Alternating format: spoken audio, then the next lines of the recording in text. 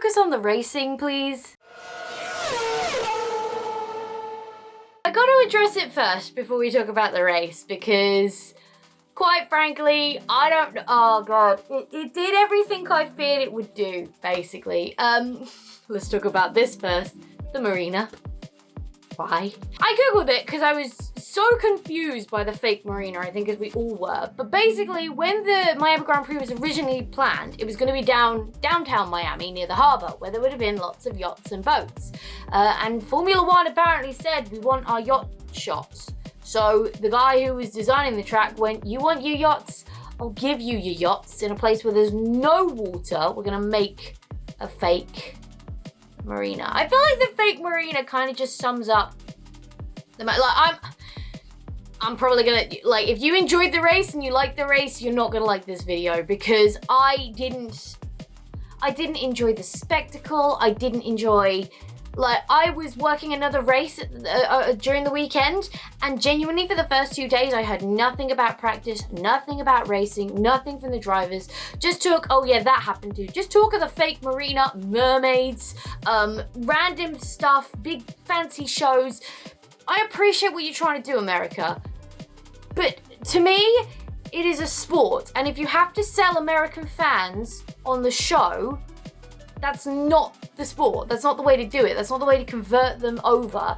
I don't know, it just felt like, I feel like I'm being such a downer on it, but it just felt like too much show, not enough, until Sunday, not enough focus on the race, in my opinion. So, I don't know, I feel like they went a bit too all out. Okay, let's also address the other thing that happened, because I've just remembered. Jewelry gate and underwear gate. I don't care what the driver's opinions are on this. It's a safety rule, okay? It's nothing got to do with quelling individuality or whatever other rubbish they thought it might be. I remember doing PE at school and I had to take off all of my jewelry, necklaces, earrings, watches, because they might get caught in the equipment and you might hurt yourself, all right? Now, I mean, I appreciate this has been going on for a while in Formula One, and you know, no one's got hurt in this way and blah, blah, blah. The underwear is not even disputable, okay? Jean-Eric Vergne got disqualified from a Formula E race for not wearing fireproof underwear in a car that's very unlikely to catch on fire because there's no petrol in it. This is an electric powertrain. So if the FIA are going to do that, I don't even know why any of this was even mentioned. It annoys me I'm bringing it up, okay? It's such a pathetic, pointless thing to even get annoyed about. Do you know what? Take the jewelry off in your garage before you put your helmet on and get in the car, where no one can see it anyway, and then as soon as you get out the car, put it back on. It just blows my mind that this was what was being talked about on Thursday. It's such a ridiculous notion to get angry about something that's put in for safety. So, quieten down, drivers. Take off your jewelry and wear your fireproof pants, all right? I don't want to hear it anymore. End of discussion. Alice is putting a nail in the coffin and a line in the sand. Now let's actually talk about the Miami Grand Prix. It very quickly became a case of, is this going to be a Jeddah situation where we are going stupidly fast on a very narrow track? And I'm actually surprised we didn't have more incidents than we did. I predicted like 3 safety cars and a red flag and a safety car within the first 2 laps, which I got very wrong. So maybe not. Maybe I was wrong. Maybe we didn't have the Jeddah situation, which it does kind of show and does kind of seem that that is the case. We didn't have that problem. But it's still, I don't understand why street circuits want to go really, really fast and only have like this much barrier between the driver and a concrete wall. It's just, I don't know how the FIA keep passing these tracks. It doesn't feel safe to me. And I think the whole debate about, I think it was turn 16, that Ocon went off in practice 3 because he didn't make qualifying because of damage to the car. Pretty much the same incident, same corner. And both drivers were like, yeah, there should be more padding there. And all it felt like they went is, yeah, good idea. We'll note that down for next year. Well, thank God no one else went into that corner then. I am very angry. Let's just calm down. Qualifying was much better for Sainz this time, and I'll only talk about Sainz because he's been on a bad run recently, and just not had good luck in times, but also made some silly mistakes. So I think missing out on pole position, a Ferrari front row lockout as well, which is the first time they've done that since 2019, I think they said. And I think you can see that the difference between the pole lap from Leclerc and the second place lap from Sainz is kind of that moment in T16 where he's obviously being a little bit more having a little bit more apprehension going into that corner, whereas Leclerc doesn't have the fear of spinning off into a barrier that may or may not be thick enough, and blitzes through that section a little bit faster, and that's what gives him that little bit of advantage. I think it was about 1/10 of a second in the end that split the two, but a stellar job from Ferrari, and what was then like, okay, good job Sainz, part one of your comeback done, but let's see you convert it on Sunday.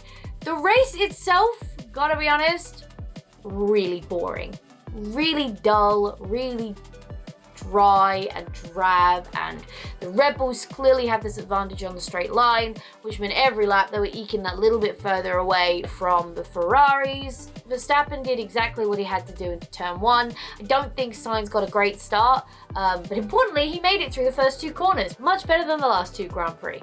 But yeah, Verstappen did exactly what he had to do getting between them, and then using that straight line speed advantage and the DRS to get the overtake done. In the end, I come back to, I spoke about this in the last video, I come back to a track is not good if it needs DRS and an incident to make it interesting. If the only way you can overtake is in DRS, or predominantly, right, I reckon if you look at the stats, most of the overtakes on Sunday were done under DRS. So if that's what it needs, to me, it's not a great circuit. It was a boring race until the Norris incident towards the end, which at least brought the field back together, because at that point, like, Verstappen had a 11-second lead on Leclerc, who had a 7-second lead on Sainz, who was at that time lucky that Perez had an issue and was about 15 seconds behind him. Again, I've said this before, and I'll very likely say it again, if your circuit needs an incident to make it interesting, it ain't a good circuit. It's not a good racetrack. And, you know, we're going there for the next 9 years, so that will be super fun. Hopefully they do something to it. Widen it. Just widen it. So get rid of the fake marina and widen the damn track. I think I know what's more important to me. I really hope that marina's not there next year. I'll go mad, I swear. One thing I do want to mention is after the safety car, Perez, I don't know why Ferrari didn't do it with at least one of their drivers, but Perez made the fantastic decision to go and pit for some quicker tyres, which put him right behind Sainz in a very, very powerful position, and Sainz was very vulnerable. I have to say it was an incredible 15 laps or 10 laps of defensive driving from Sainz. Really kind of, if anyone was, you know, doubting abilities or anything, that showed a really good ability there, because the Red Bull not only had the straight line advantage, not only had DRS, but also had fresher and quicker rubber on its car. Impressive drive from Sainz to utilize the track, but also to utilize in those DRS sections, because that Red Bull should have come straight past him, especially down the main straight DRS, and it didn't, and he managed to get himself back up on the podium. I mean, I said this last time, I genuinely still believe the Ferrari is the best car on the grid. I just think the Red Bull has the advantage in a straight line, and that's what's keeping it kind of competitive. I think if Ferrari had that advantage in the straight line, I don't think it would be as competitive or as close as it currently is being. Russell was another one who managed to hold on to his tyres for quite a way into the race. There was a lot of talk about the hards being a bit of a problem child before we started, but what it seemed to be is once you got through the first, I don't know, 5 to 10 laps with that tyre, it kind of settled in, and then it was durable, much more durable than the mediums, which did give an advantage to those running the hard compounded tyre. Russell played a blinder in staying out a little bit longer than he probably wanted to see if there was a safety car, kind of a leave it till the last minute decision, just to see if there was a safety car, because once there was, he did optimize on that safety car, came out on the fresher rubber, and didn't lose too many positions from what he gained on staying out so long on the hards. So a great strategic decision from Russell there. Obviously then having the fight on track with teammate Hamilton and coming out on top. One little thing I just want to talk about or mention from Hamilton, it's come out since the race that Hamilton doesn't want to make the decisions, wants the team to make the decisions for him, because if he makes the decisions, it feels too much like a gamble. Coming from the man who last year and all years prior was more than happy to help make decisions, it feels like an odd play for him to suddenly be like, nope, I don't want to take responsibility for choosing when we pit. You guys tell me you've got more data. If that had been hit the way he did things all the time, it wouldn't have made news. But this kind of shift, it's all part of this real shift in Hamilton this year. And it will be interesting to see what comes out of that. Because it's certainly not the same Hamilton we've had in years gone by, even when he was in the title fight with Verstappen at the end of last year. And it was much more, this isn't the walk in the park I'm used to at this point in the season. I'm having to kind of grit my teeth here and get my elbows out. This is a very, very different Hamilton than I think I personally have ever seen. So we'll see what comes of that. But I just wanted to mention it because it had come out in the last couple of days and I saw it and it kind of didn't sit really very well with me. Coming behind his former team in the last, he was doing really well, staying ahead of both Mercedes, but Valtteri Bottas came across the line 7th behind the pair, ahead of Esteban Ocon, Alex Albon and Lance Stroll to round up the top 10. Alex Albon has decided that red hair gets him points. I'm not gonna lie, a little part of me kind of wanted him to not get points this weekend so that he wouldn't re-dye his hair, but as he has, I assume we'll be seeing the red hair once again. I don't know, weird little tidbit. I'd have preferred to hear way more about that this weekend than stupid jewelry gate. And it was such a shame for Mick Schumacher at the end of the race. He was doing a fantastic job, had got himself up to P9. Slightly opportunistic move, I think, from Vettel. It's a really hard one. I kind of feel like Vettel didn't see Schumacher there, and that's how they came together. It's such a shame, and also for Mentor to take out Menti and rob him of points. Oh, I think that also kind of proves that when Schumacher can get in the vibe with the car, he can be performing as well as Magnussen is in that Haas. We have to remember the Haas is pretty good this year.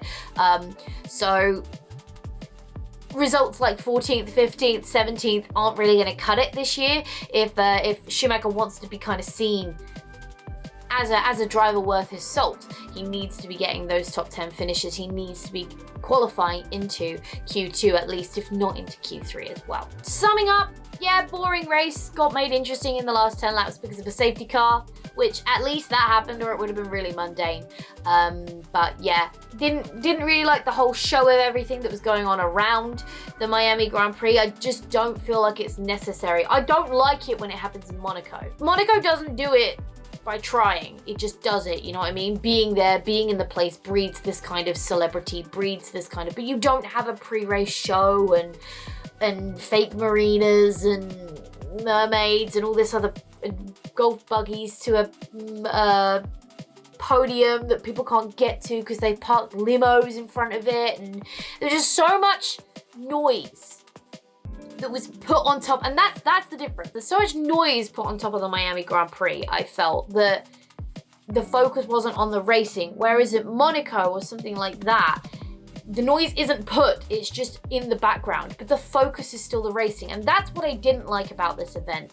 I didn't like the fact that it just seemed like the racing was a byproduct of being there.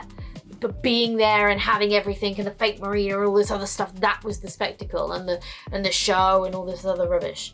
So yeah, I wasn't super impressed with the Miami Grand Prix personally. The race was not very interesting until the last 10 laps because of an incident. So we'll go with not very interesting. And yeah, we'll see what they do moving forwards, but I kind of hope, I know when we first went to Austin that they made this big thing, oh my god, the football helmets, the Pirelli football helmets. Not a fan. Not a fan. When you go to an NFL game or an NHL game or a baseball game or basketball, right, it's part of the sport. It's always been part of that sport. So you go into it expecting that kind of noise. Formula One just isn't like that. Next up is the Spanish Grand Prix, where Ferrari are supposedly bringing their first updates of the year. I think Mercedes has already brought some updates. McLaren definitely has brought some updates. Red Bull possibly, don't know, but Ferrari certainly haven't. They had some updates, delayed them, as far as I understand, and they are now supposed to be coming for the Spanish Grand Prix, which is next up. It's in a week's time. I really want to see more than a two-way fight at the top. I mean, the problem is if Ferrari do bring updates and they are then now superior to everybody else, and Leclerc is running away with it, it's going to get boring quite quickly. So at least if you've got the other driver in that car fighting, the team will hate it, but we will love it. And I just want to see the competition go through this season. We saw it last year. We saw how competition all the way through the year just elevates everything in the hype and everything around the Grand Prix and everything, but I just want to see that again. And if we're going to lose the Red Bull Ferrari fight potentially with these updates coming, I at least want to see an interfight between Sainz and Leclerc. But that's all I have to say today for the Miami Grand Prix, and looking forward to the Spanish Grand Prix. I don't think I've forgotten anything, but if I have forgotten anything, or you've got thoughts, feelings, opinions on anything I've said, the Miami Grand Prix, the upcoming Spanish one, you know what to do. Let's head down to the comment box below and we will continue the conversation down there. But for now, thank you so much for hanging out with me today. It's been an absolute blast as always. If you enjoyed this video, go show that like button some good old-fashioned love. And if you want to support the channel, go hit subscribe and ring that bell so you don't miss next time I upload a video.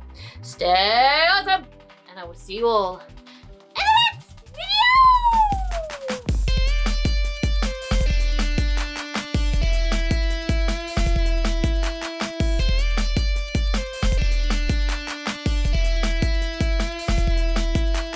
Spanish Grand Prix better bring brilliant racing, because otherwise my whole comment about street circuit versus permy circuit is just gonna look stupid, isn't it?